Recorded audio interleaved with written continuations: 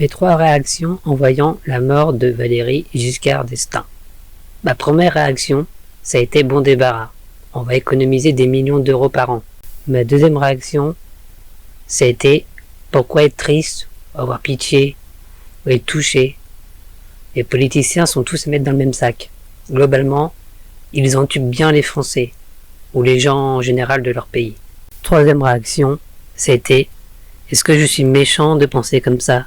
Ou alors est-ce que j'en ai plein le cul, comme beaucoup de Français, de toutes ces magouilles, de ces politiciens qui sont au-dessus des lois, de ces passe-droits, des droits et des privilèges qu'ils gardent après avoir terminé leur fonction. Est-ce normal d'avoir autant de privilèges, autant d'assistants, autant de fric, pour en plus en général avoir fait que de la merde? Ce sont mes 3 réactions, complètement honnêtes. Je ne sais pas si vous êtes comme moi ou non là-dessus. Je vous invite à le dire dans les commentaires. Et de mettre un pouce bleu si vous êtes comme moi, ou un pouce négatif si vous n'êtes pas comme moi. Ça fera une sorte de sondage. Faut-il à ce point vénérer un ancien président de la République, ou un ministre, ou un politicien? Moi je ne le crois pas. On dit qu'il n'y a plus d'argent dans l'État, les services publics sont de pire en pire, mais en attendant, ces petits privilégiés touchent des millions et sont soignés dans le privé par exemple, et ils ne sont inquiets de rien, pendant que 90% de la population galère. Est-ce normal ça? Je ne le crois pas, non. Évidemment que les médias, les journaux saluent la disparition de cet homme.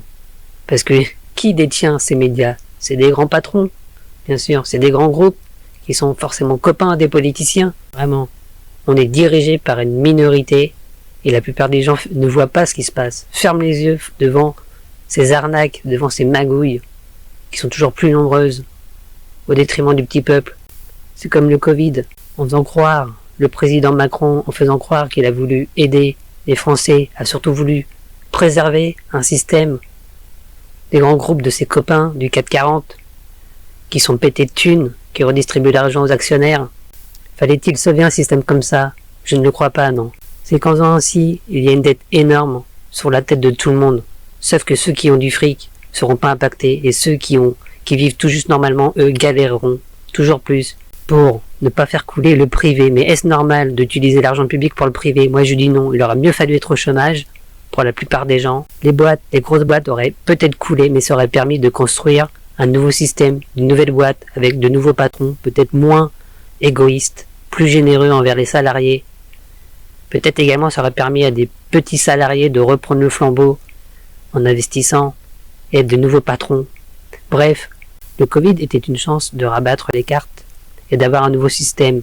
Mais comme l'a fait Macron et d'autres dans d'autres pays, avoir utilisé l'argent public pour préserver ce système, le système que tout le monde dénonce perpétuellement avec des grèves, en étant en colère, les gilets jaunes, etc. Et vous voulez que le même système soit conservé, puisque personne n'a rien dit. Le même système sera conservé avec, par contre, une grosse dette sur nos enfants. Et les enfants des pauvres ou des classes moyennes galéreront, subiront la conséquence d'avoir laissé les politiciens renflouer et ne pas faire couler les grosses boîtes de leurs copains du CAC 40, entre autres, en injectant des millions, même des milliards, alors qu'ils sont pétés de thunes. Ils auraient pu très bien hypothéquer leurs restaurants, leurs hôtels, revendre des avions, arrêter de se verser un salaire mirobolant. Ben non, rien de tout ça. Grosse magouille. Je suis sûr même que son hospitalisation a dû coûter bonbon aussi à l'État. J'espère qu'on va pas lui sortir le tapis rouge comme pour Johnny Hallyday. C'était n'importe quoi ça aussi. Un mec qui se barre dans d'autres pays, qui évite de payer plein d'impôts, qui entube les Français. Non, et qu'on lui a déroulé le tapis rouge. C'est quoi ces moutons là? Je vous invite à dire dans les commentaires ce que vous en pensez. Et réveillez-vous les gens, bordel!